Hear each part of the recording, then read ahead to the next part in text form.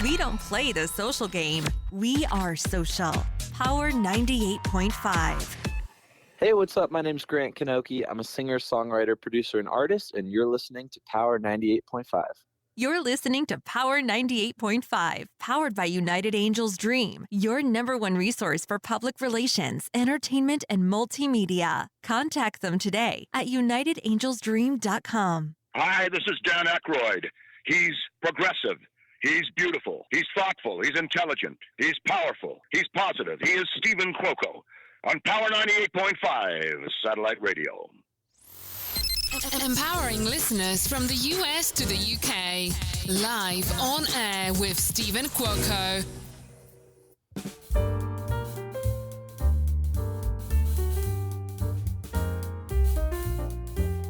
Good morning, good afternoon, and good evening.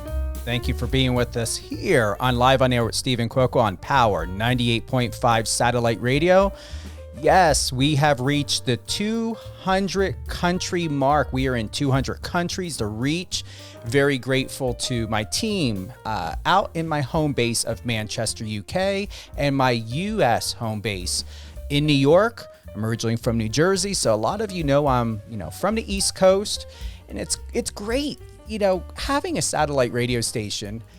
In addition to a public relations firm, really has gifted the opportunity to build strong, exceptional connections with people.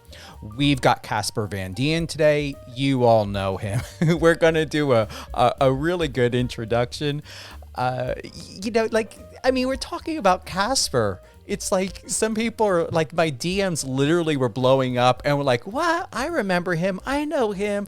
Oh my God. And it's like, yeah, this guy's a cool person, doing great things and, changing the world by inspiring people through film. And, forgot my glasses again when I needed to read something.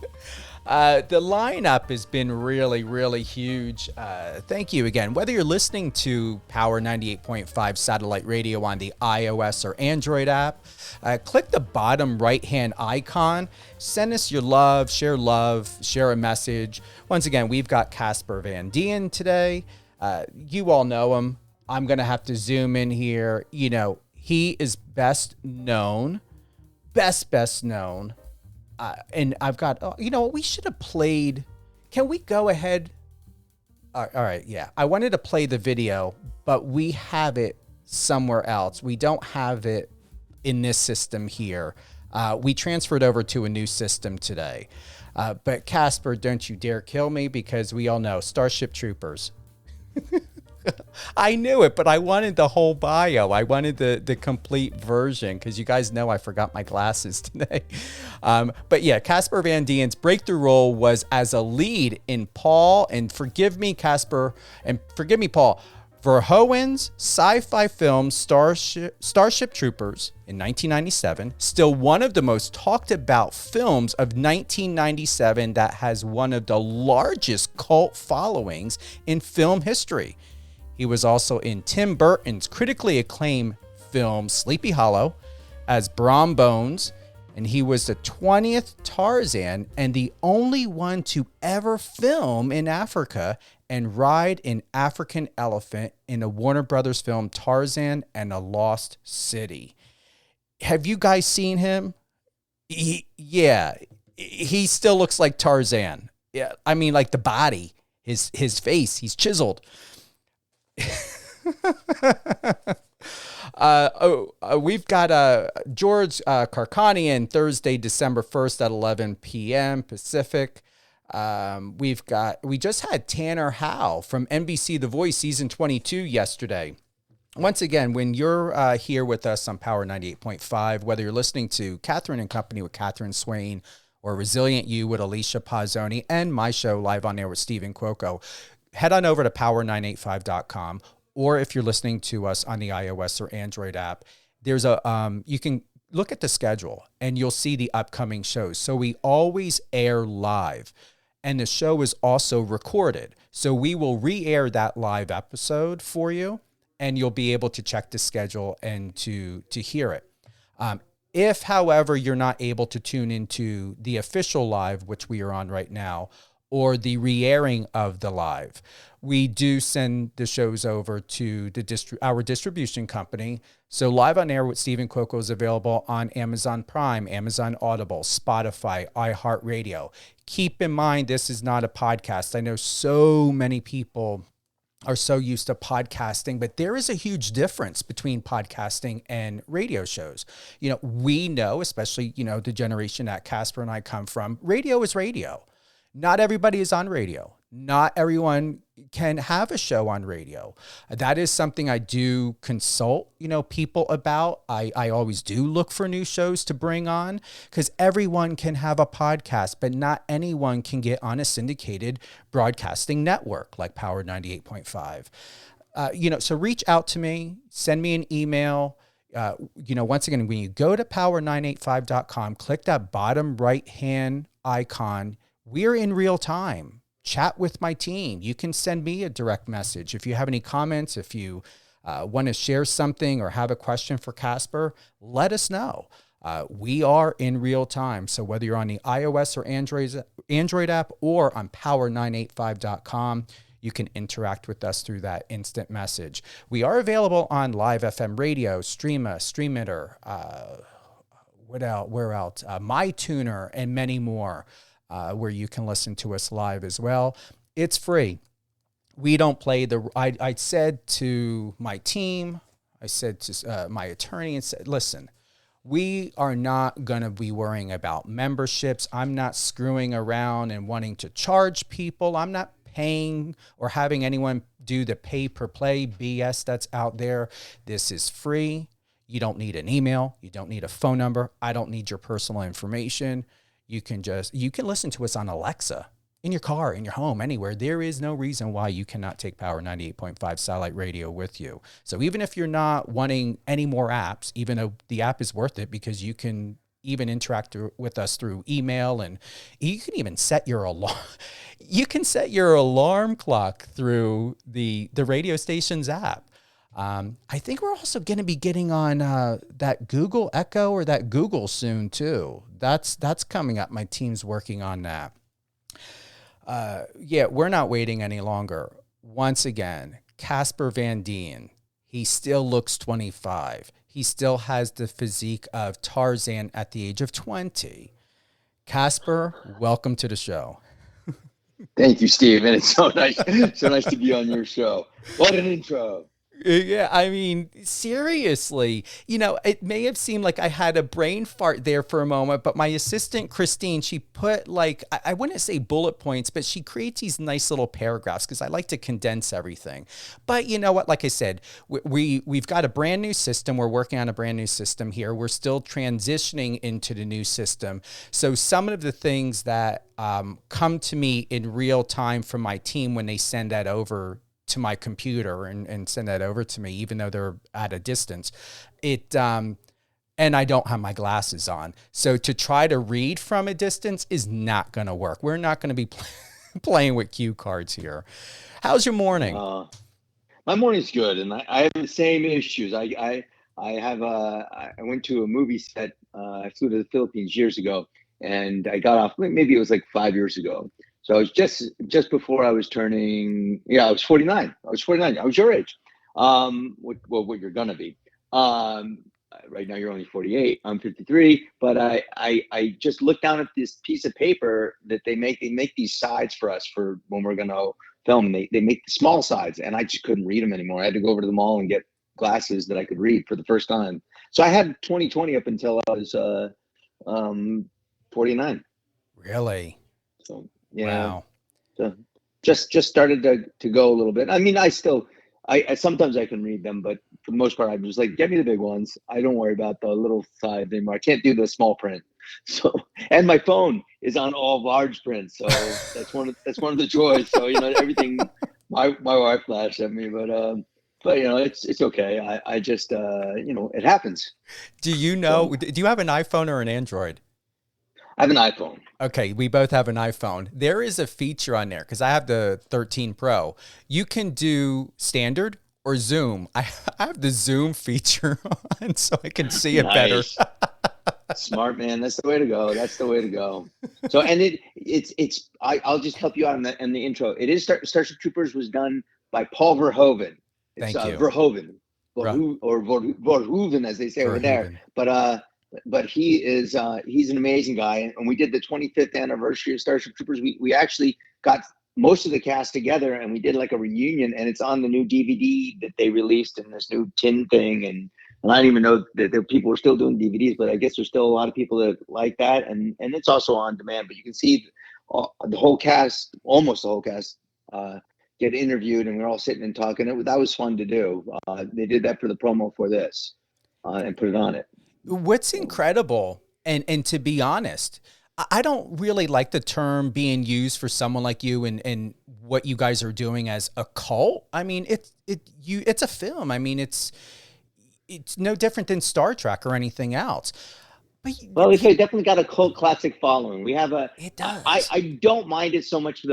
It's a cult classic. So they're just it's from our culture. It's not necessarily the negative derogatory term of cult.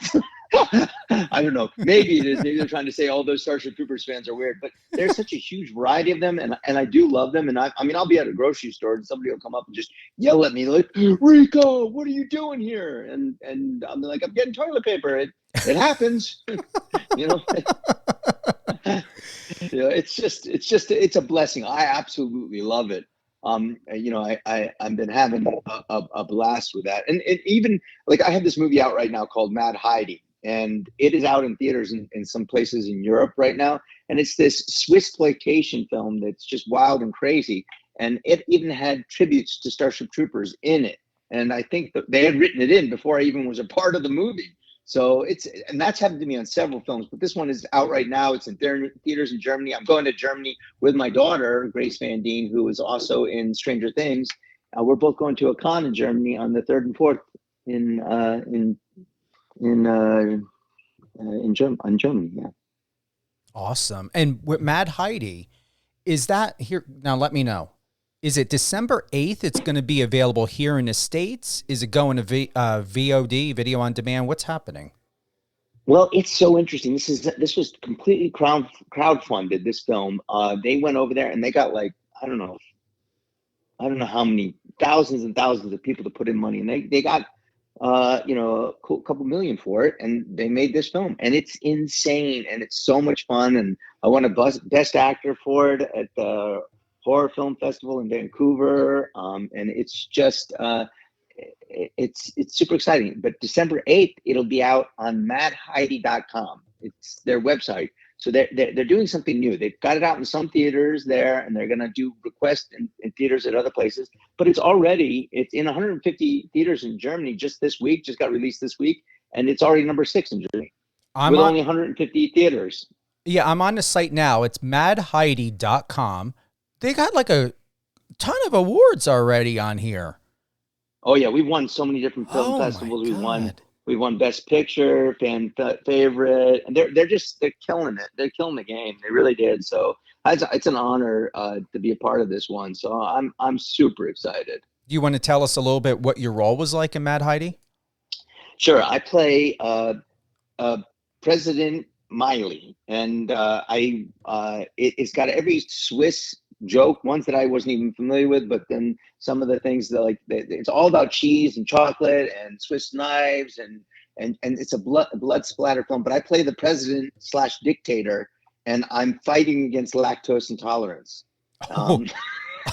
This is like a grindhouse film. It's like Robert Rodriguez. I just sent it to Robert because I did a League the Battle Angel with him, and he just sent me back something saying, "I'm going to get on this as soon as this."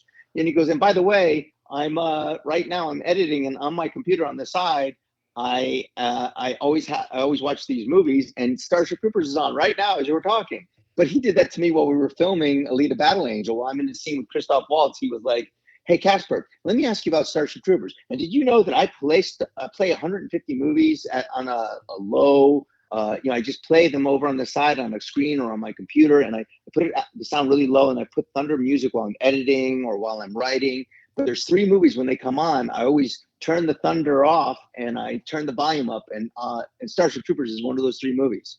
Because I can't tell you how many times I watch it a month. And then he just sent me a text about it again too, because I sent him the directors of that movie asked me if I would send it to Robert because they were inspired by him. So it's like a Quentin Tarantino, Robert Rodriguez, Brian House slasher Verhoeven-esque film. And it was interesting when I was over there. They put on the name tags of the guards. Not everybody knows this, but they put in like Carl Schenkel. They put Schenkel as one of the guards, and Carl Schenkel was the director of my Tarzan, who's actually from Switzerland, but he's no longer alive. But they were just so sweet because they honored the directors. They did a Verhoeven, they did and a Rodriguez and a Tarantino. They had all these different names on tape. You might not even see it in the film, but it's just there. Just the fact that they did that was so cool. I mean, everything about that film is cool. You look, I'm serious. Amazing as President Switzerland. I mean, the film still that they've got on a website, you look like, I don't know if you're ready to kill or ready to party or both in this film still. It is both. Yes, it is both. It is I can't tell you that this film is really crazy out there. I mean, it's everything that you would think.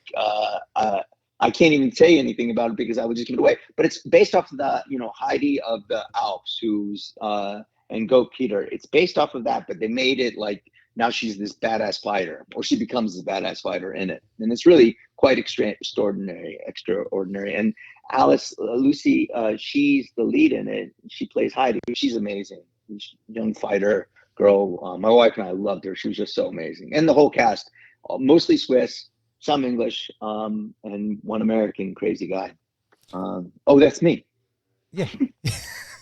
And you do it well. And here's once again, you still look amazing. Like, man, those cheekbones and that jawline. What nationality are you?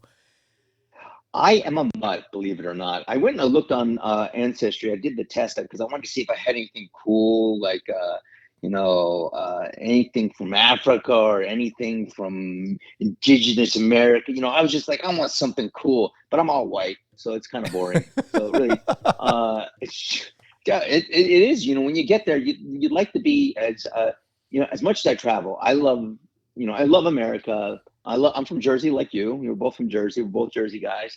But I love the whole world, and I love everything about it. And I'm really just a citizen of this planet. Everybody on this world is so awesome and unique. And really, we're a bunch of good people. We have some weirdos in some places, but for the most part, it's amazing. I wanted something different, but I came back all Dutch, English, Scottish, Irish. I was surprised with how much Scottish blood I had in me. Really? Seeing how I look more Dutch, but I it just your ancestry. It's weird what clicks and takes. I would have assumed, and I have Swiss French. Go ahead. No, I was going to say I would have assumed German or like a German. Yeah, I would have too. Yeah, I think I might have a little German in me. In fact, I know I have a little German in me. The last time they sent me something that came back, so I do have a little German in me. But I'm predominantly, which surprised me, is Irish and Scottish. Wow. And my mom is Norwegian, and my dad's Swedish. So like they have all this different blood, but I am connected to both of them, so that did work out. They are my mom and dad, so I do know where I come from. But I was just surprised with what the bloodline said, and I was surprised in a way that wasn't like, oh man, I wanted something cool. I wanted some like I don't know.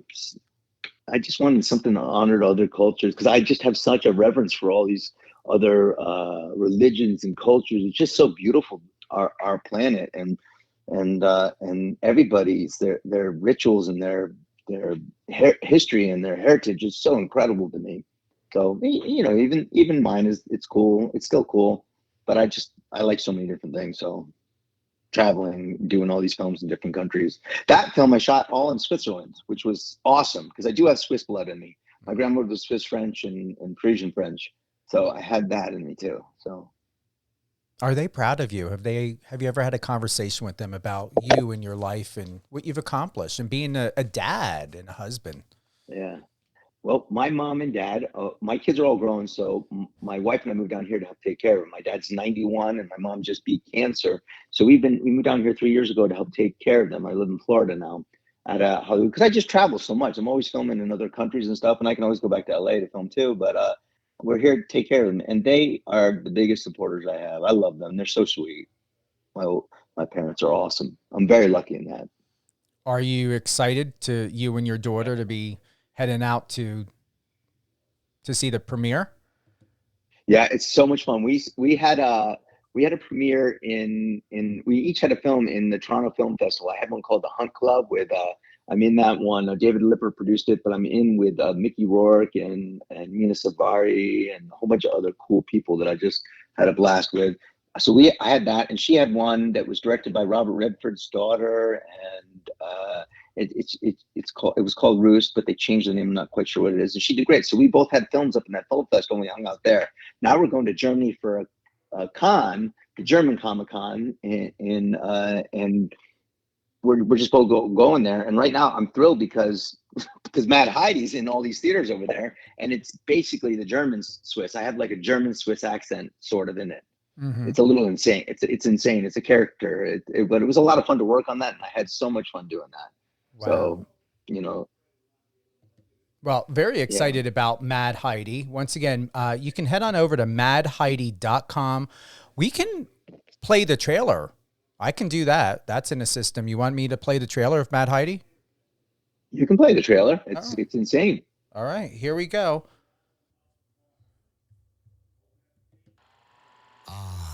Peaceful Switzerland, beautiful mountains, delicious cheese, and of course, Heidi. Don't, Peter! I love you, baby girl. But you've seen nothing yet.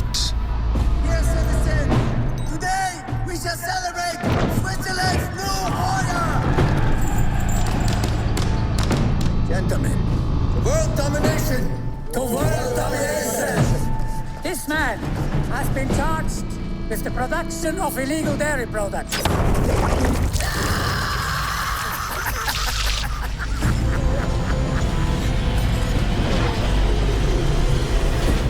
Now, the girl from the Alps is back.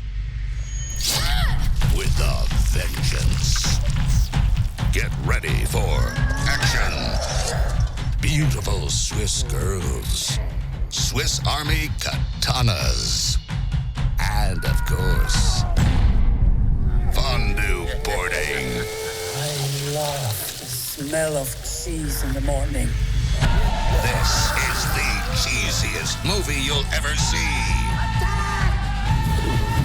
The only good cheese is fried cheese.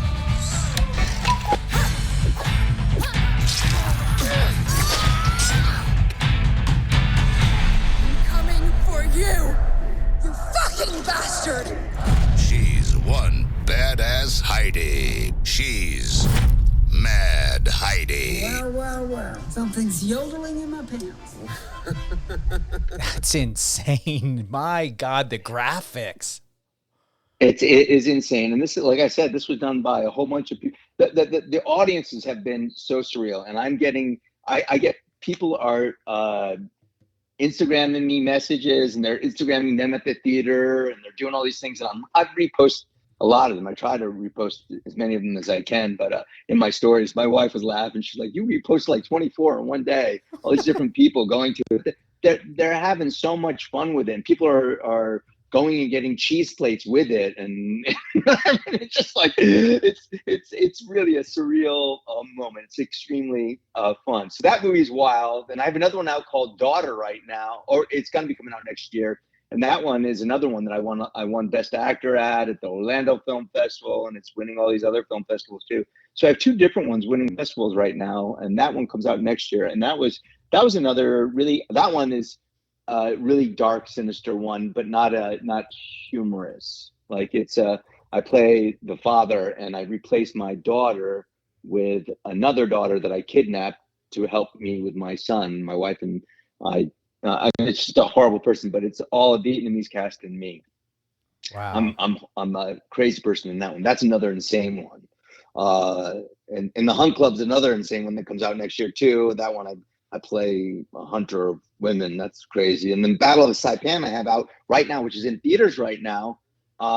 It's about the battle in Saipan. It's about this real doctor. It's based off of his story. He fought against the Japanese when they were doing their last press against the Americans in Saipan, and they went in and invaded this hospital.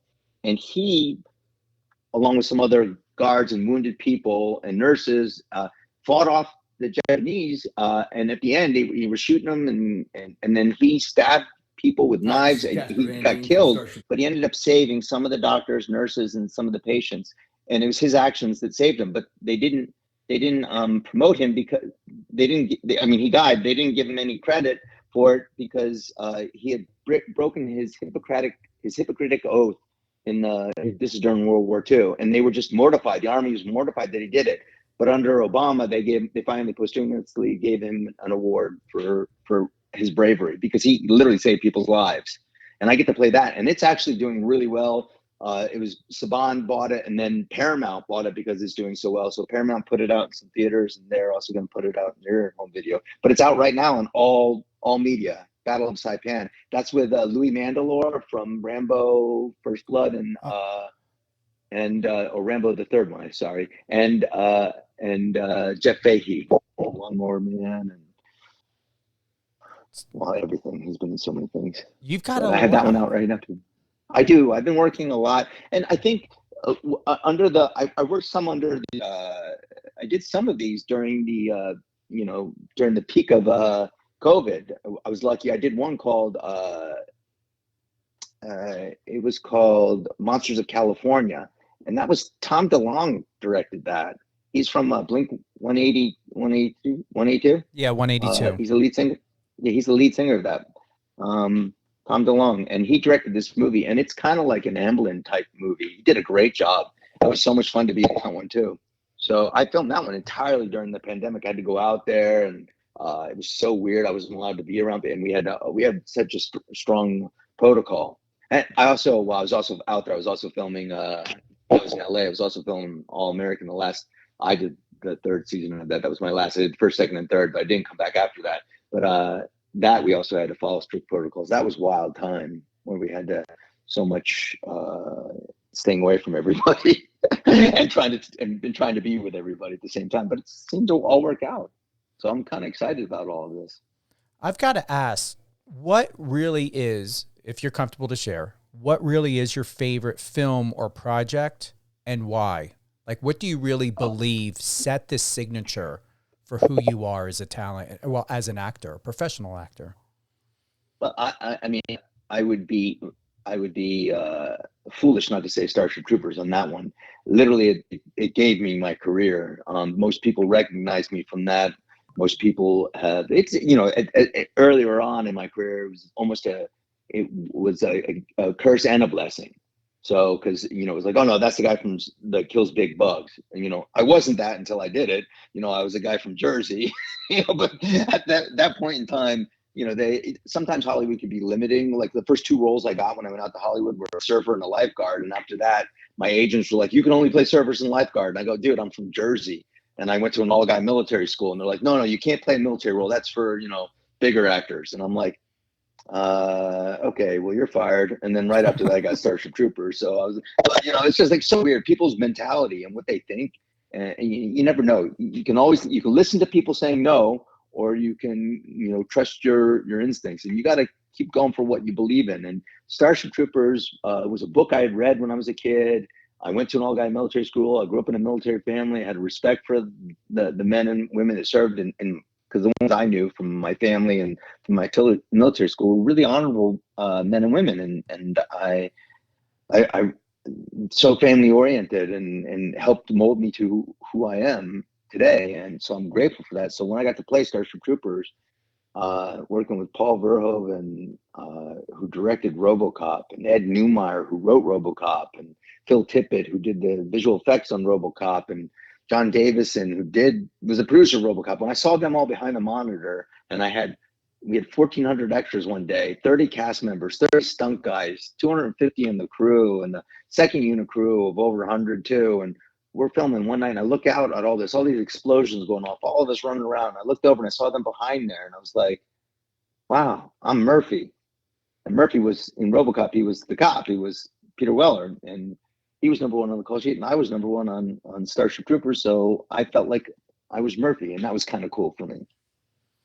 Are you proud of yourself, honestly? Do you ever get asked that, or have you ever reflected back on everything you've accomplished?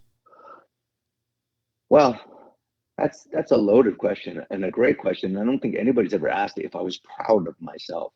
Almost part of me wants to cry right now. Because I guess there's certain things I can be proud of. I would imagine, like some of the things that I did that I really like. And then, there's the things that we wish we could have done better when we were younger. Hopefully we learn from that. And then we strive to be greater than we were. And we try to do things that will be, that will help others, because if you help others, you really, that's the best help you can do for yourself. And that's the most you can, that's the most you can give back. So if I inspire somebody and they do better, then I can be proud of those moments. I had a young man who was struggling with something on a film set, and on location we can struggle with things. And he was a young married man, and but we if we can inspire them to be better. And he came up to me, he talked to me, and he goes, "Thank you, man. You really helped me, and I needed that." And when he did that, and he's one of my, I love him. I love almost everybody I worked with. I've been very fortunate. I've had a lot of good people that I've worked with.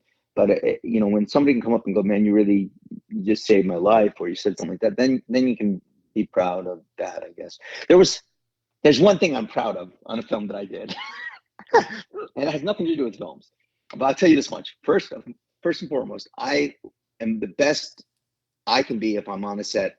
I'm the best man, best husband, best father, because I'm doing what I love, and I can come back and I can be more present in my life because I love what I do, and I focus on that, and I make that a priority to do a good job in that.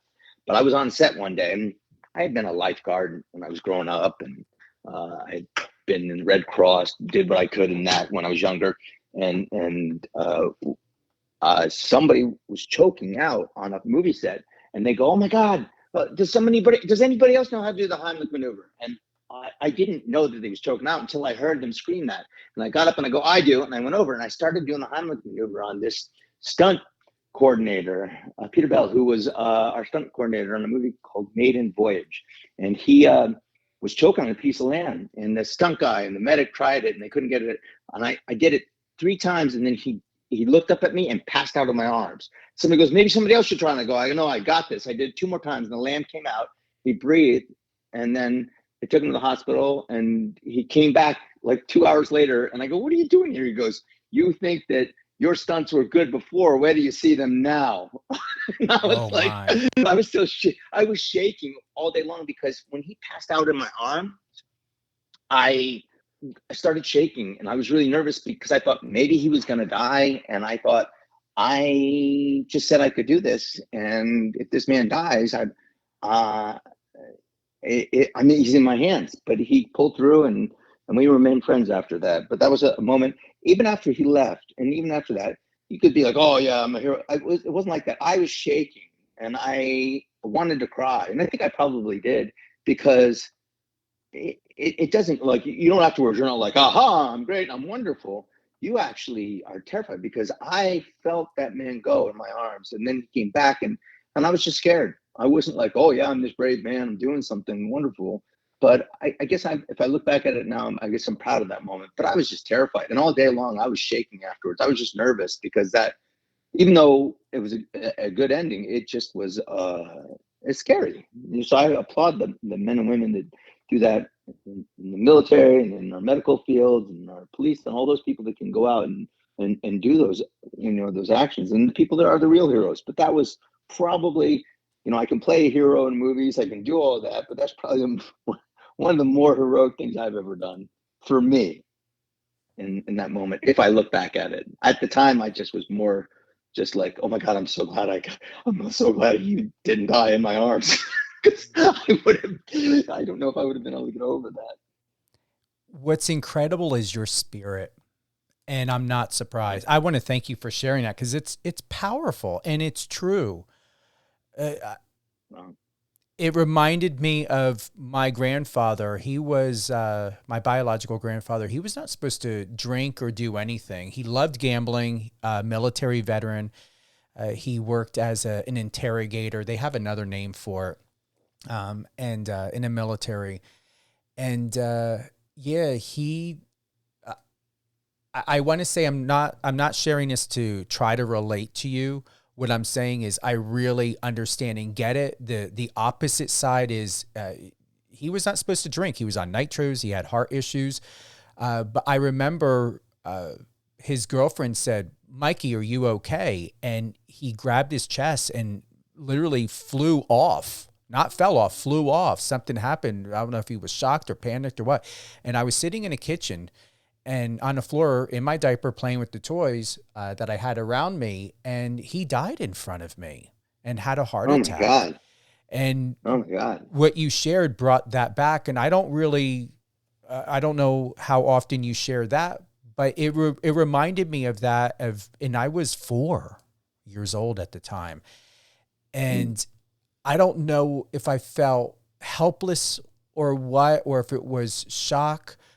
But I understand you. I get it, because to know that someone is in a life or death situation, there's no way that you can be prepared to process that kind of information, even at the highest level of skill. I can't answer for all doctors and medical people, but my mother who adopted me was a nurse. Still, there is a level of maturity and emotion that must be set very, very objectively when someone is in that scary or dangerous position. Do you have a background in medical? Have you ever thought of going into, working in an ambulance? Well, it's interesting because of what you're saying is no, I don't have that, but I do have some relations to it. My mother is also a nurse, or was a nurse for most of her life. I guess once a nurse, always a nurse. But and her dad was a medical corpsman in the Navy, and he came back from the. I can relate to your story in this way. He came back when my mom was 18. Came back from being one of his tours, and he and his buddies went to the bar, and they went and they ordered a drink, and he put his head down in the bar, and they just said, "Oh man, he's so exhausted," because he was a medical corpsman, which is, they called him Bones because he was the guy that would reset the bones, put them back together when somebody would break them and they get shot. He's the guy putting people back together. He's a medical corpsman. Hard job. He put his head on the table and on the bar, and they came back 4 hours later. His head was still in the bar, and he never woke up. But it's probably because of the traumatic of what he had to go through, and also he couldn't drink. Now I can't drink either. I'm 29 years sober. I quit drinking many years ago, and it's one of the things I did to set myself up, but I can relate to it in that way. I thought I wanted to become a doctor and go into the military, but then I thought I'd go out to Hollywood after 1 year of college. I thought I'd go out to Hollywood and give this a shot. And so that's that. So I thought I was going to be a doctor, and I thought I was going to be in the military, and neither of those came true. But I got to play doctors and military guys, and even military doctors in movies. I was on Monk. I was a commander, a lieutenant commander on a sub, and I was the medical officer. So I was a doctor. So that was cool. And Monk, and that series, I did an episode of that, and then I did the last 2 episodes, the series finale of the show. But it was always fun to be able to play those kind of things. And in Battle of Saipan, I'm getting to play a medical doctor, which is a hero, a guy that my grandfather was. So it's fun to be able to do that. I'm going to honestly say, and this is just the first thing that comes to my mind, because we have now another really, really great connection and understanding, even though it's different parallels, but in that experience, I'm proud of you. I'm really, really proud how you were so confident, so resilient, and something clicked and you went at it. And most importantly, Casper, it's the belief, the power of believing. And you did this through the power of believing, not only within yourself and the skill, but you saw another person's life and you did not put, expectation on it. You had no judgment. there was no evaluation. You saw someone as an equal. And I believe in this day and age, especially, you know, you and I, we're Gen X people, you know, the day and age of what I call selfie vigilante or vigilantism, or however you want to put it, where when there is a problem, someone is quick to pull out the phone and record it instead of trying to disengage the situation or try to deactivate or however it may be to maneuver it in a better situation so it doesn't turn into death or violence or whatever may have you. So with that share, I really hope people, especially in this day and age, realize be quick to action and make a difference through action, not through your cell phone to record. Yeah, it's I mean, there are many sides to that story, because sometimes some of the cell phones are some people that are doing a heroic thing because they're shining a magnifying glass on something that's inappropriately being done. But in a situation like this, where this man was choking, you put your phones down, you put everything on, you go and you do the Heimlich. Now, look, I learned how to do the Heimlich maneuver when I was a lifeguard and a lifeguard instructor, and I was in American Red Cross, and I did first aid and CPR. I took the courses, and I'd done it for years. I did it for 5 years, and I was like, okay, it was a great job to have when I was in high school and college. It was great. And first, when I went out to Hollywood for a little bit, it was a great job to be able to do that. And that was the only time I had to do the Heimlich maneuver. Now, I swam out and saved people on different times, but that was all just part of the job, and I didn't have to do any mouth to mouth or anything like that, because the thing you want to do when you're a lifeguard, back then at least, is what they were teaching us, is you want to save them if you can beforehand. But if you can't save them and they go under, then we learn the tricks of what we have to do. But the choking thing just happened to be a benefit of me taking those courses. Otherwise, I don't know if I would have known how to do it. I mean, we might have seen it in some movies back when we were younger. Nowadays, there's things you can go on YouTube and look at it, you know. But hey, it was fun, you know. And nobody had the cameras in the cell phone back then. I mean, we did have. I don't know if we did. That's 2000, so that would be. We did a ways ago, but we did. Yeah. Well, nobody filmed that one, but they did say it was. The director came to me and said that was so funny. He goes, it's not funny, but he goes, what I just saw is this guy was choking and I was freaking out, and somebody yelled, does anybody else know CPR or the Heimlich maneuver? And you go, I do it, and you flipped your jacket off as if you were Superman, walked over and just did it. And I go, well, I don't think Superman flips off a jacket. Well, I had a rain jacket over me because I was cold and it was lunch or whatever. But I don't know why I did that either. I was being stupid. But I wasn't thinking like that. I was just thinking what I could do. So, but thank you for saying that. You're very kind, and I appreciate it. And I hope, I hope it helps somebody. It will. And it helped him back then. It helped him, but I hope other people are inspired by other people doing deeds. I think is the best thing. I was inspired by so many heroes. My dad was my hero, and my grandpa was my hero. So I'll see. Another proud moment. Yeah.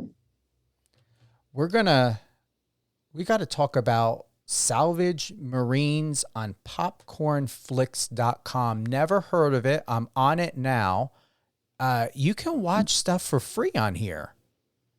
Yeah, it's all free. What it was interesting was Salvage Marines was a TV series I did that producer Philippe Martinez talked to me about, and then my one of my best friends, Sean Piccinino, who was one of the guys that commented on our post about this interview, he's amazing. We did this series, and I did it with my wife and a whole bunch of actors that I just love, Shane Graham and Kevin Porter, all these people, and my beautiful wife was on it. But Popcorn Flix is also by the same people that do Crackle, Chicken Soup for the Soul. They're all like there's 4 networks all together, and we were on Crackle as well. But Popcorn Flix is doing like this special. They had a selection on there called the Carpe Diem, which was different movies and now they're doing like a Christmas with Casper is what they said. So my wife and I shot all these promos for it, and they're going to promote all these different movies that I did, some a long time ago, and one that she and I did together, and then also Salvage Marines. And it's 6 episodes. It's kind of like Starship Troopers, only it's old man Rico in this, and it's a lot of fun, and that got a lot of positive feedback too. But you can watch everything for free on Popcorn Flicks. Great company, great people. They're involved with Crackle. A lot more people know Crackle than this, but you can go to popcornflix.com and you can see it. And they might still have the Carpe Diem up, or that maybe now it's Christmas Casper. They also have something about Danny Trejo on it, who's a dear friend of mine, and I've worked with him on 3 different movies, and just a good guy all around too. So they have a whole bunch of different things. It's cool. It's a great whole bunch of movies that I want to see. Yeah, it is, isn't it? Isn't it cool? It's amazing. I'm actually really impressed, and great lineup of films here. It's almost like I'm going to say it's a different version of what I would think of like a Netflix, but it's got a really nice vibe to it. It does. And they also have Starship Troopers 2 and 3 up there, which I'm not into, but I am in 3.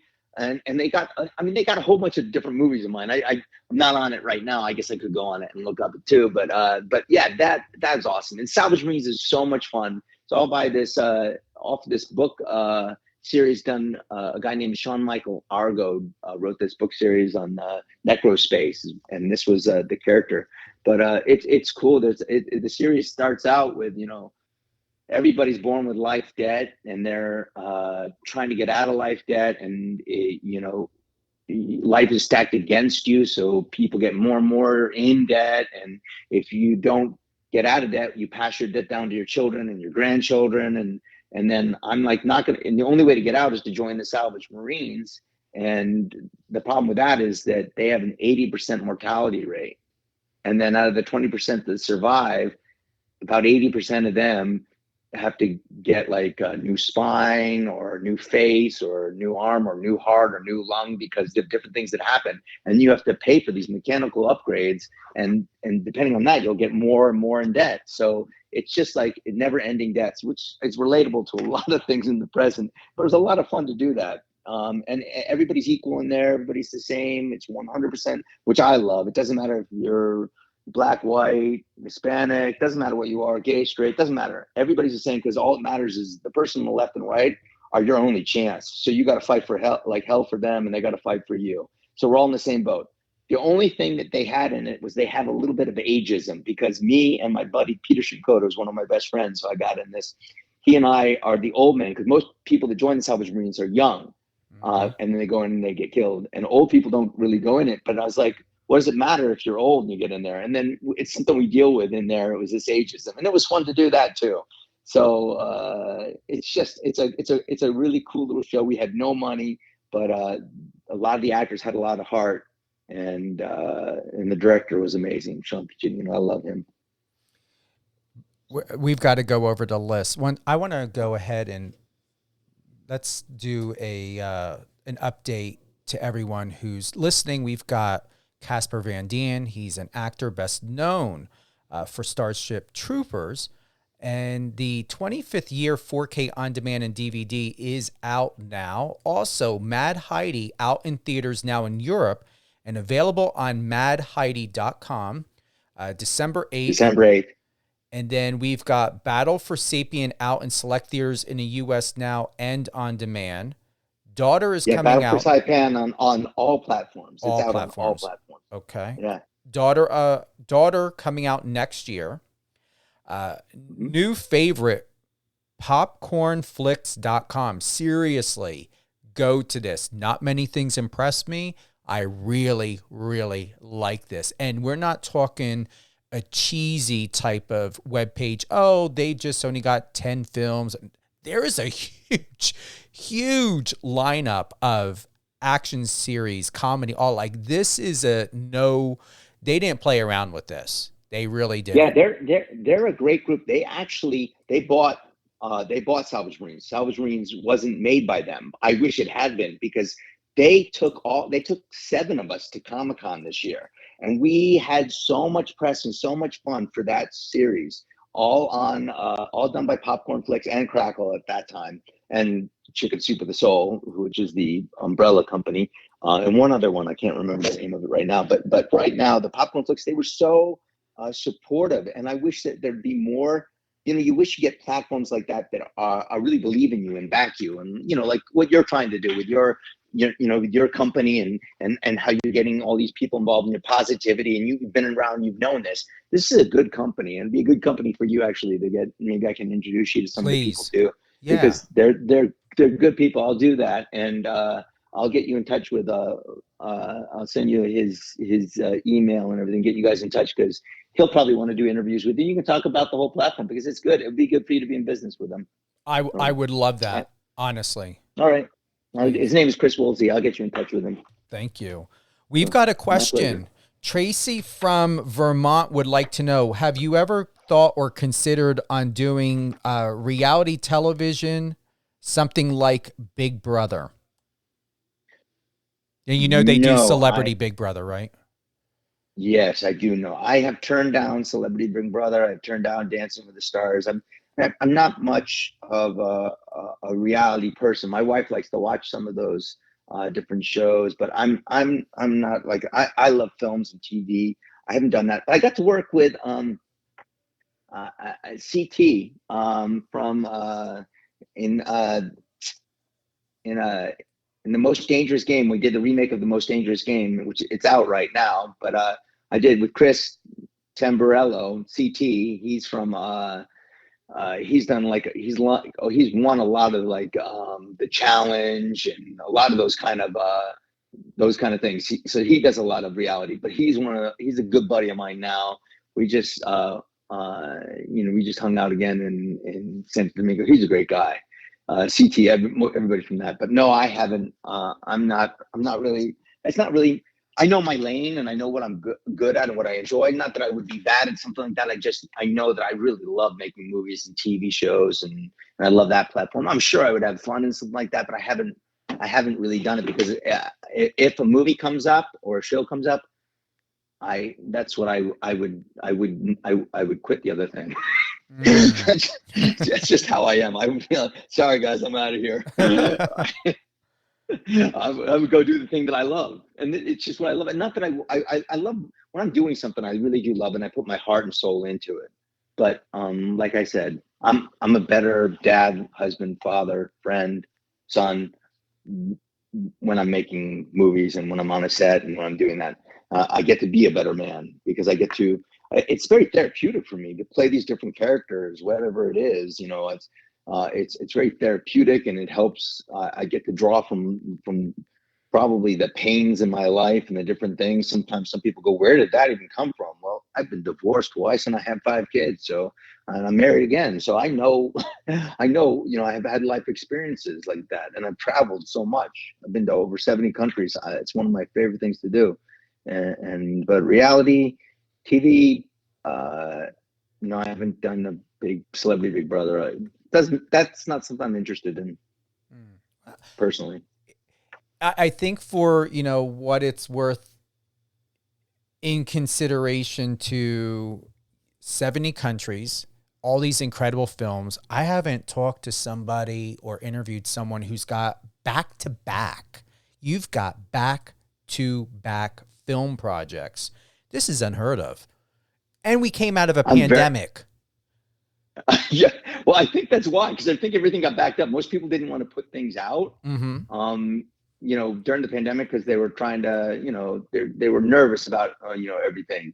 And I think in some ways they might have made mistakes because if they'd released some things during the pandemic, they might have gotten more views because more people were staying at home. But it all depends on, people's what their real interest is.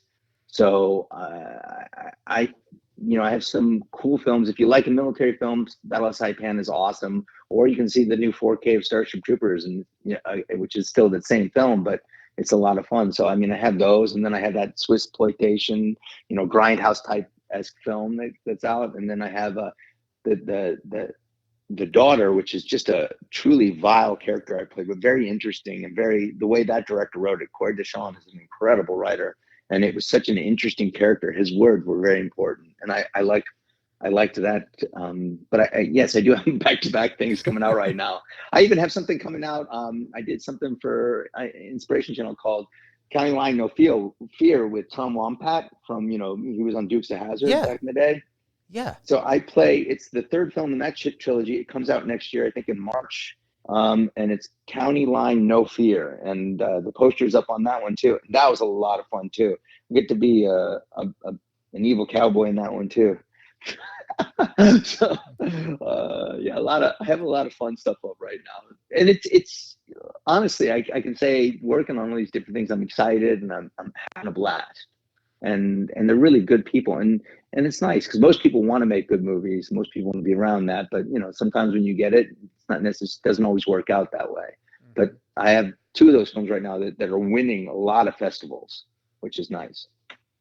I want to answer this question to Chris. Let me go ahead and, all right. So he wants to know what films, again, if we can recap, that's going to be coming out next year. So we've got Mad Heidi out in theaters now in Europe and available on madheidi.com December 8th. We've got Battle for Sapien out in select theaters in the U.S. For Saipan. Battle for Saipan. Battle for Saipan. I'm sorry. Saipan. Okay. Glasses, please. Yeah. No, it could be. I could have written it wrong, or it could have been written wrong too. But it is Saipan. It's a real battle. It's a real thing that happened, and this is based on a real story. So he wanted to recap. So I'll let you finish. Starship Troopers 25th year 4K on demand and DVD out now. Do you want to add anything to that? We're good. Nope. Okay. Daughter, that's coming out next year. Then we have Salvage Marines on popcornflix.com, my new favorite site. I mean, seriously, head on over to popcornflix.com. County Line No Fear coming out next year. And then Hunt Club coming out next year. Oh, and I forgot, and I didn't put on that list, which I should have, is, I also have Monsters of California. That's the Tom DeLonge movie, which is based on the aliens and supernatural things. It's a good movie. It's kind of like an EP film, kind of like that. 8 films? Well, I also have coming out Charlie's Horse, which is a family film coming out next year. Dang. The Flood, which is a big gator movie coming out next year. And that's it. That's what I got. I have a series. Yeah. That's 10. That's 10 films. And a series you were about to say? Yeah, I have this series that I shot that supposedly we're going to go back into production next year called Stripped. And then there's a whole bunch of things I'm supposed to be shooting, but they're not yet. So we'll see. Well, let me tell you this. I'm going to plant a seed with you. Some people that are close to me, over at NBC and Netflix and everything. All right. So let me give you a quick update on me. I want to get into scripted or unscripted. When I was 13, 14 years old, I got into modeling. I worked on model projects. I enjoyed it as an extra for some independent films. I got cast for independent films, but I had a couple, not so good experiences, once again from, by people who were very predatory-ish back then. And yeah, I do know that. I do know those people that are like that. So what I had decided to do by the age of 15 after a model agent, I'll never forget this. Him and his wife were getting a separation, getting a divorce. I remember his wife called me up late at night. It was like, it was literally 9-something in the evening. And she said, be careful. She told me that, her and her husband are like separating. They're not running the business together anymore. She's going to still run the business and wanted to know if I wanted to stay with her, and that the husband was going to go and start his own agency with a different name. And once again, she warned me and recommended that I stayed with her. If I didn't want to, she would recommend other agencies for me. And at the same time, didn't say it, but she said, be careful. I knew what she was meaning, and it came to fruition because she said he's reaching out to mainly the guys, is what she specifically said at the agency. This guy sexually propositioned me and offered not only what he could do for me if I were to go to his agency, but I was 15, and this guy even asked if he could take me out to dinner. God. He even offered to buy me a gift. Said he had a watch or some jewelry or something for me. Come to find out it was a watch. I didn't take it. I didn't meet him or anything. I did tell my mom, and my mom being Christian, a nurse, a missionary, a deacon in a church, and she was highly protective and made it very clear she was not going to allow me to experience any more hell than what I already had gone through from my biological family or with them. And boy, the wrath of my mother came out big time. But I realized at that time I was strongly considering becoming a prosecutor in the state of New Jersey. And my family, both sides there, I have family that are in law enforcement and military and a couple in government. And I decided myself that I didn't want to be in a courtroom all day. I didn't want to turn out like a lot of my family members, because when you work for the federal government or the government or in the military, you change. And no one in my family ever came back the same. And the jobs, especially in government and law enforcement, really took a toll on who they were. So I decided, what can I do? I gave up acting and modeling. What can I do to take this and turn it into a positive? And I decided at the age of 15, I was going to become a public relations rep, because it gave me the opportunity to continue in an industry that I love, also to be able to be a legal representative. So I took, psychology and went to, college and, got background in, law and everything else I wanted to learn and could learn and needed to learn, to be a real, what I call a real publicist.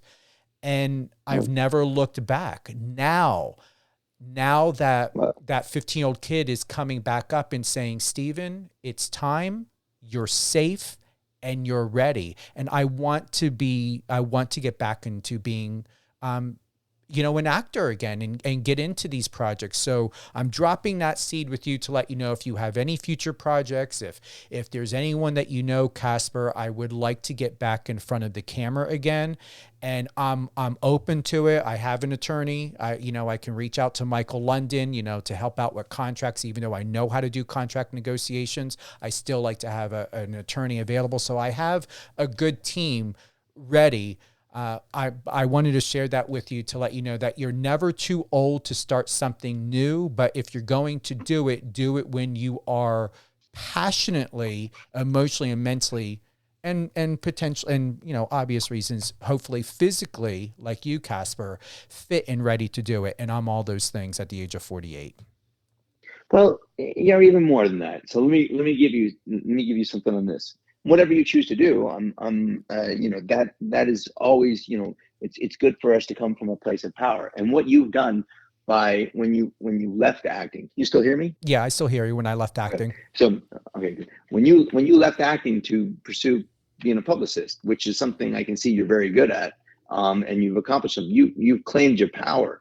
And from that power, I can say I'm very proud of you for claiming that power. And within that power, once you're in that power, something you're good at and something you can do, you can branch out and do other things as well. That's a powerful position to come in, because it's something you're good at. You knew you wanted to do it as a kid. You can want to do more than one thing. You can be a publicist and an actor. You can be, there's many facets to being a human being, and you can do many things. But when you claim your power, like you did, like you're by having the grace of God of it and your mom looking out for you, and by what you did to claim your own power, you can then branch out from there and do other things. Like my wife has written 2 comedies. I'm going to do these rom-coms, and they're really there's some we want to do, and we're going to try to get financing. We're going to try to do it because we'd like to do it with our friends and some people. I'm going to try to get investors and do it right the way we want to do it, and have it. So we're going to claim that and do that, and you're claiming this now and doing that, and maybe hopefully we'll get to work together on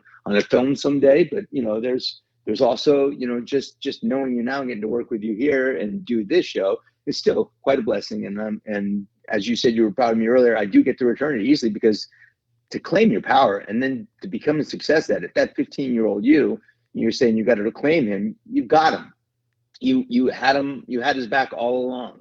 So you took that 15-year-old and you gave him the power that you have now. And the way that you're positively influencing people, interviewing them, reaching out, which is still the entertainment business. It's still the exact same thing as what I do, because all we do in the entertainment business, as an actor, you have to study films, watch films, learn about films, watch interviews, read books, take acting classes, get on sets, do different things, but be in the industry. And this is exactly what you're doing. So that 15-year-old never actually left the industry. He's still here. He's still in it.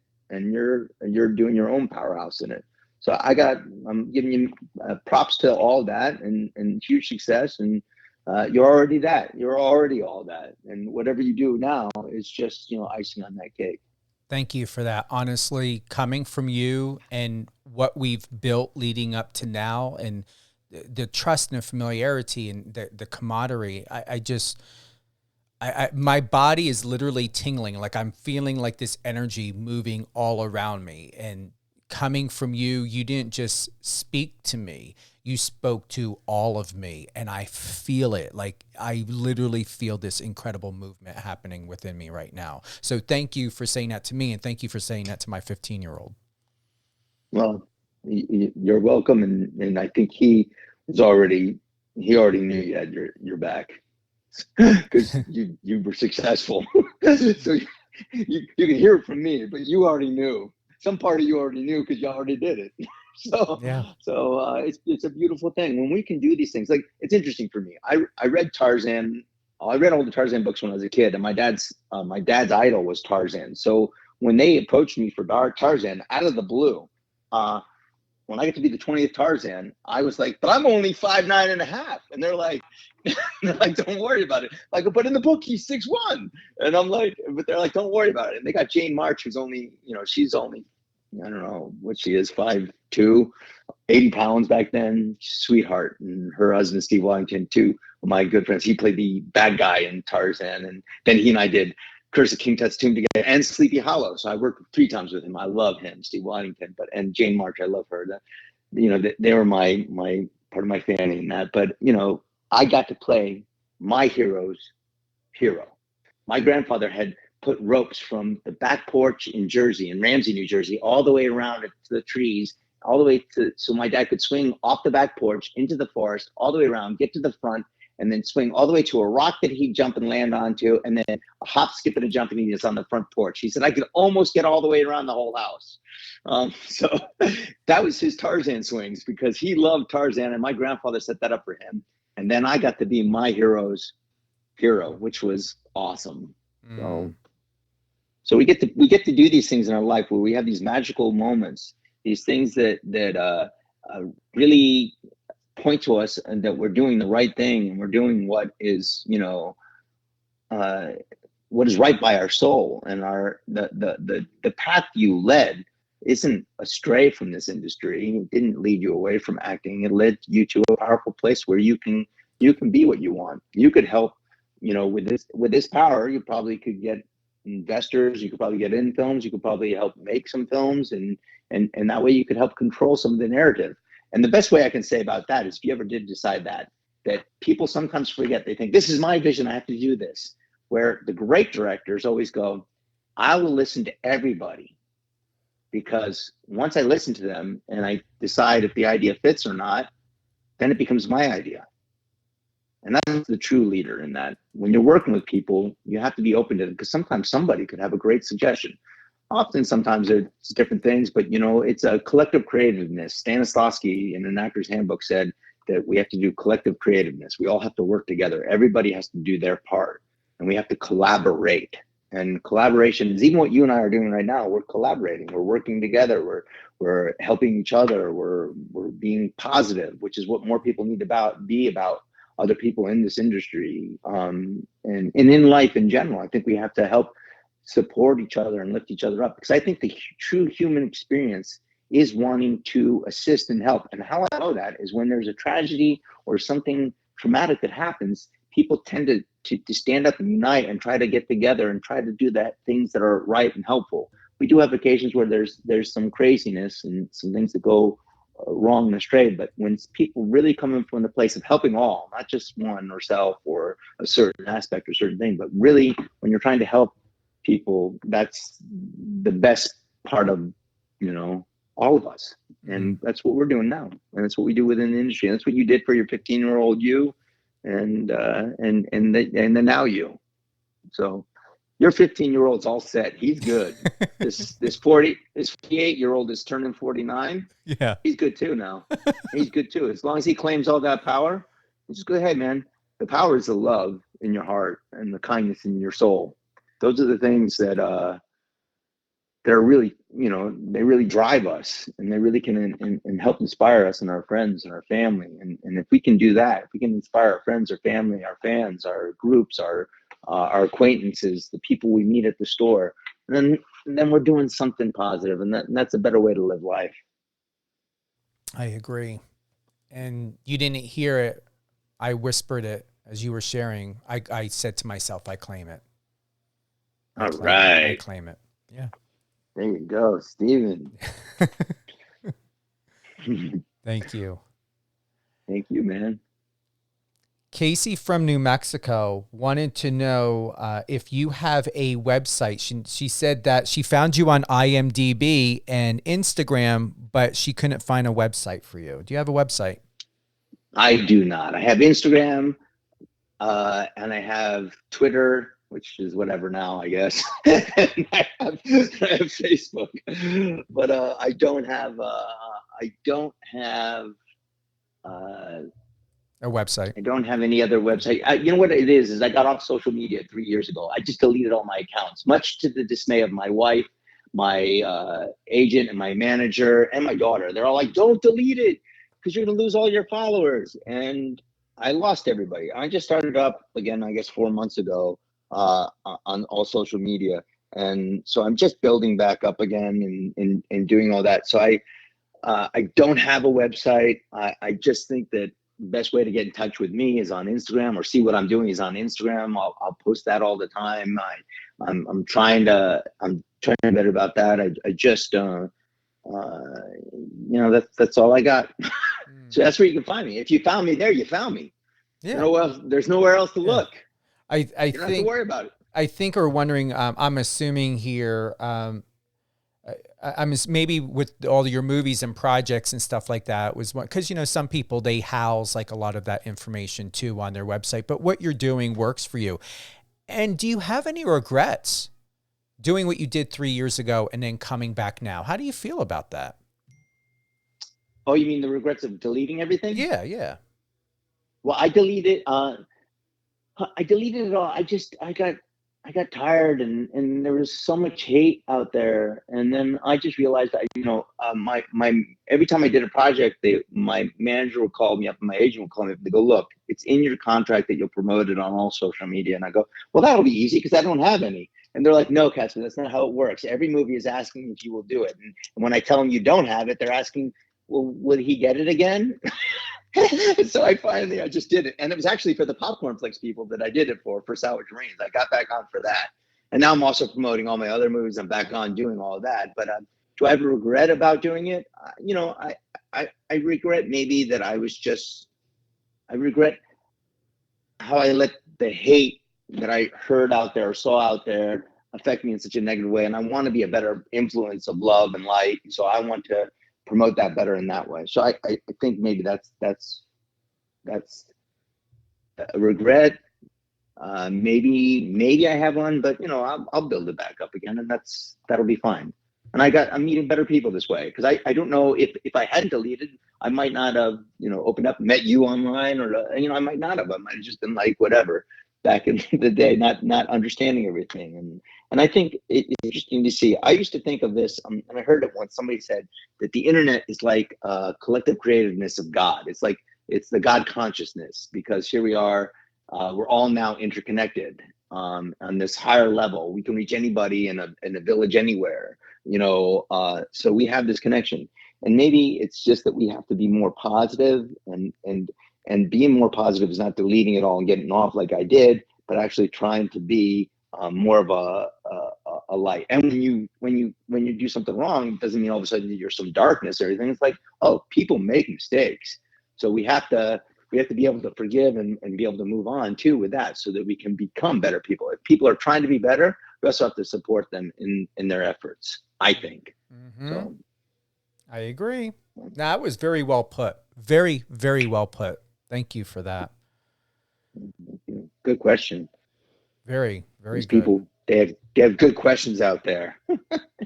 So, and none of this was pre-planned. Casper knew nothing about where we were going to go with this interview, had nothing planned, but that's what makes it worthwhile and special, because we get to maneuver and go through all of these different topics and emotions and feelings naturally. We're building a nice connection, a really, really great connection. I think so. Big shout out to Jenny, your wife. I really appreciate her. And I say that because it takes a very good, special person to see something great within themselves to be able to share that gift the way Jenny is with you in through marriage and love and everyday life. It is not something most people have the opportunity to have.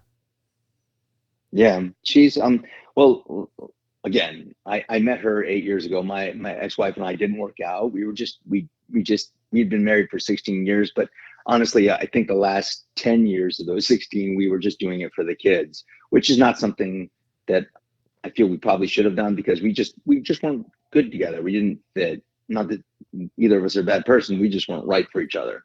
But she's with somebody now that she feels very comfortable with, and I'm with somebody now that I feel comfortable with. And I'm happy that it worked out this way. But I feel really blessed because I have a life partner, and I didn't feel like that in my last marriage. I think she and I both felt very alone in that. And in this one, I don't feel alone. I feel very content and very happy and excited and thrilled. And she surprises me in an incredible way. She just does so many wonderful things. She's a very thoughtful person. And for me, she's my kind of thoughtful. So everybody has to have, I think, when you look at this, people all of a sudden don't like their exes or whatever. And I understand that. I understand that makes sense to me. But, we also have to know that sometimes things just don't work out, and then some things do work out. And it's really worked out now. Really nice for me. I look over and I'm always like, damn, look at her. so, and then I'm like, and then she's the best cook. She's the best looking. She's so sweet. She's the best looking woman I've ever been with. And I'm just having the best time. She's just the sweetest woman too. So, and funny. She's a comedian. I'm looking forward to meeting her. I am. Oh, she's awesome. She's awesome. Thank you. You're welcome. I feel fulfilled. How about you?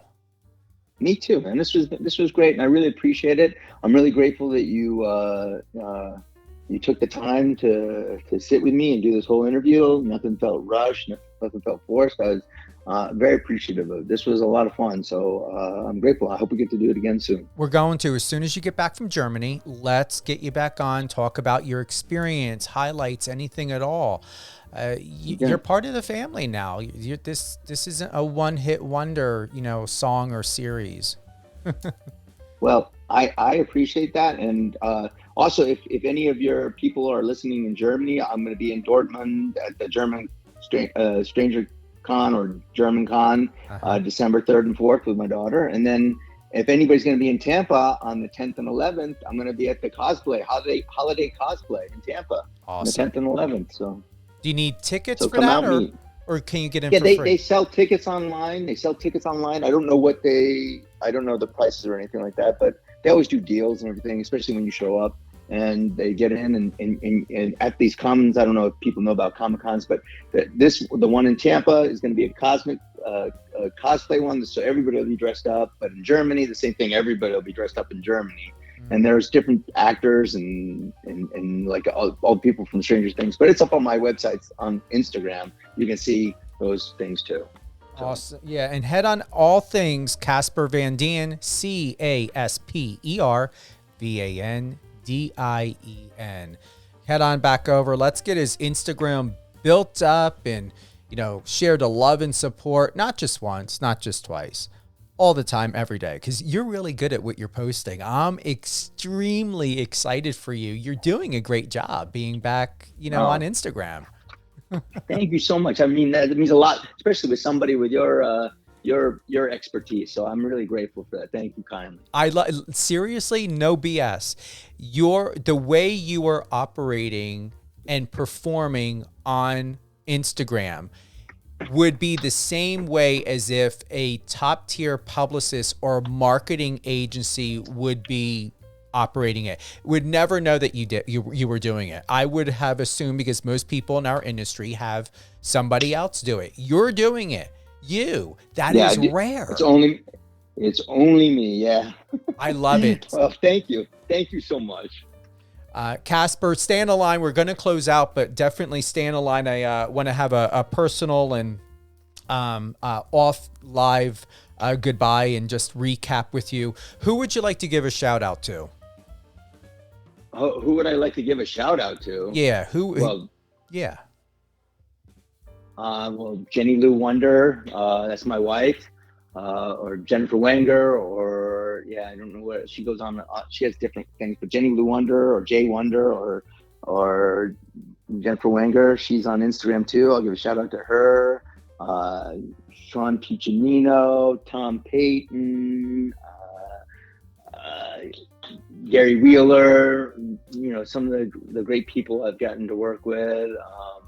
Tom DeLonge, Robert Rodriguez, Paul Verhoeven, Ed Newmeyer.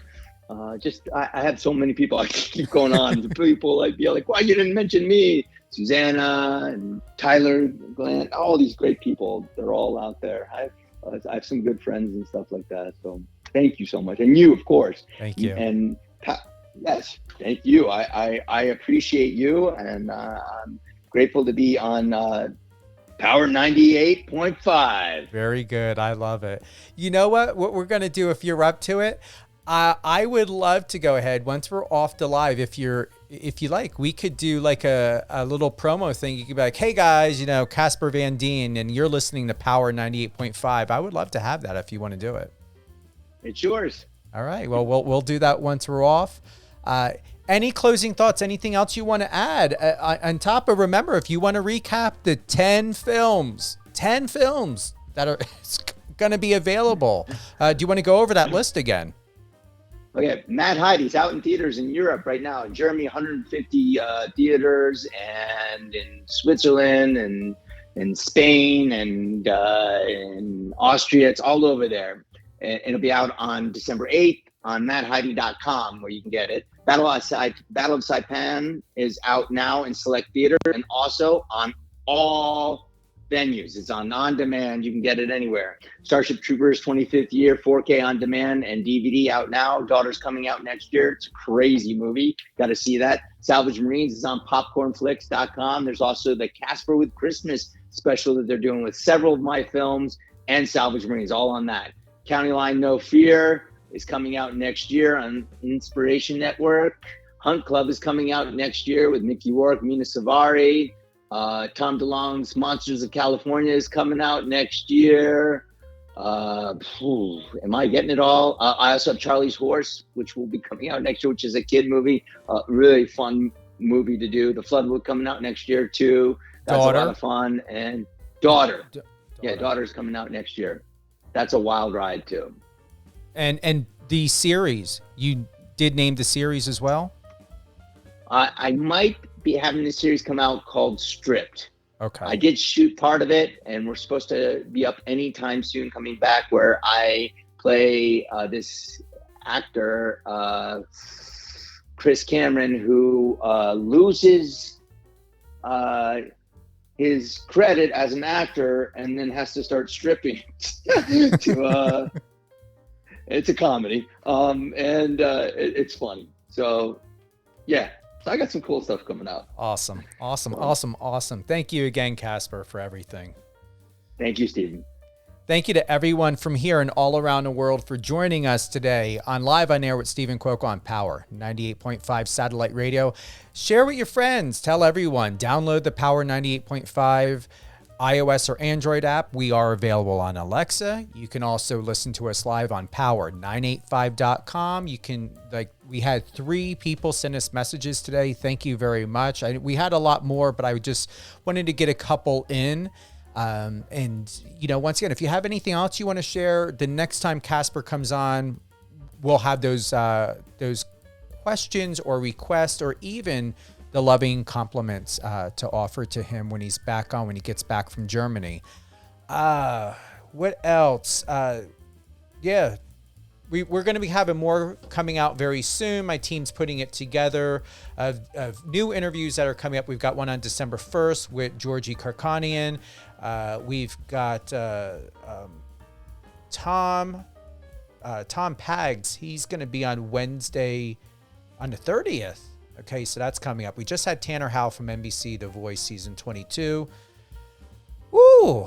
All great things, Power 98.5. You can reach out to my team at power985.com or power98.5radio@gmail.com. The Gmail account is the easiest one. That's the one, if you're a music artist, use the power98.5radio@gmail.com. If you are an actor, an author, use the contact at power985.com. If it gets, crossed, there's no specific reason. It's just lately I have my one assistant who handles the one email, the other assistant who handles the other. And it just seems to where, for some reason, and it was never planned, music artists use the power98.5radio@gmail email. And because most of the radio stations and that email is used more for the database for music artists out there. And yes, thank you. That's the reason why, because that was the one that we did list for people to put into their Excel page for music artists or managers or anybody else. And then a lot of people are using a contact at power985.com who are authors or music artists, whatever. However, if you would like to be on Catherine and Company with Catherine Swain, reach out to her directly. And if you would like to be on Resilient You with Alicia Pazzoni, reach out to her directly as well, whether it be her email or her Instagram. I know that they're receiving a lot of requests through Instagram DMs. So once again, Catherine Swain, and she's with Catherine and Company. That airs Sunday at 8 a.m. Pacific, 11 Eastern. And then Resilient You with Alicia Pazzoni is 8 a.m. Pacific, 11 Eastern, Saturday. Once again, Catherine is Sunday, Alicia is Saturday. I'm feeling the adjustment seriously from that energetic shift of Casper speaking to all of me. It's really, really good. I don't feel discombobulated. I feel very, what would it be? I feel recalibrated, but this shift has got me in a way where it feels really, really good. I just feel an integration happening right now. So thank you again, Casper, for that. All of myself, including my 48-year-old, soon to be 49 in April, and 15-year-old, and everyone else that's within me and part of me of Stephen, is greatly thankful to you. Thank you again to everyone. Once again, Alexa, download the app, go to the website, whatever it may be, allow yourself the pure enjoyment of Power 98.5 satellite radio to be part of your everyday life when it comes to music, news, and more. And I'm grateful for you all, you guys. Grateful to my team out there in Manchester, UK, and my team in New York. And I'm looking forward to heading out to Florida sometime and visiting Mr. Van Dien, because I have only been to Florida once, and that was at Boca Raton. And I'm looking forward to going back there again. However, I don't know. I've got to ask you, Casper. I noticed a huge difference from our humidity in the Northeast to the humidity in Florida. And I'm going to tell you, when I was in Boca Raton, that humidity in Florida felt somewhat suffocating to me. How did you acclimate to Florida humidity? Florida humidity is a tough one. I go out early in the morning and late at night, and I swim a lot. Do you? Okay. Yeah. So you're saying the you don't pool, go jump in out. the ocean. You don't go out during the day a lot, then. Well, I do. I'll drive in the car. I'll go to some place that I just. I do a lot of activity outside, but if it's too humid, then it's early mornings, late nights, main for the big long walks and hikes and runs. But then during the day, there's a lot of things you can do inside too. Or if you go to the beach or the pool, or you're doing something cool like that, that's fun. That's true. No, thank you. Yeah, I wanted that popped in my head. I wanted to ask you about that. All right, everyone, have a great day. Thank you again, and look forward to the next show. And we've been adding a lot of new music to the station, so definitely check it out. If you have any new music for us, send it on over. Always looking to support upcoming and already established music artists. You're all important, and you're important here. Remember, at Power 98.5, it is where your voice matters. Have a great day, everyone.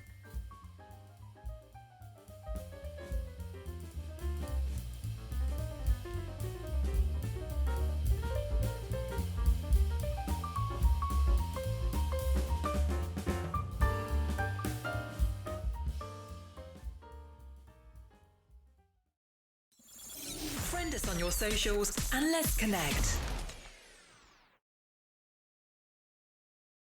Hi, this is Casper Van Dien from Starship Troopers, Tarzan, Sleepy Hollow, and a whole bunch of other stuff.